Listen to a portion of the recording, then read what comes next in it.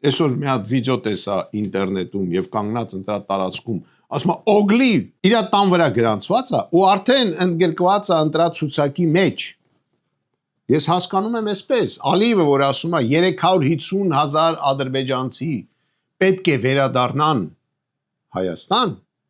գուցե իրանք արդեն գրանցված են Հայաստանում։ Ու այսօր արդեն քվեարկում են Հայաստանում։ Երեք Սիսյանի այդ ադրբեջանցիների, չգիտեմ, այդ միտինգը ես տեսա եւ հասկացա,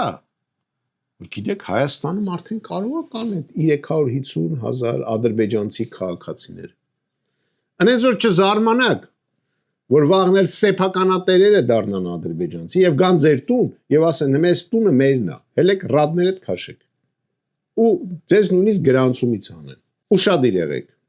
ապագա եք որոշում։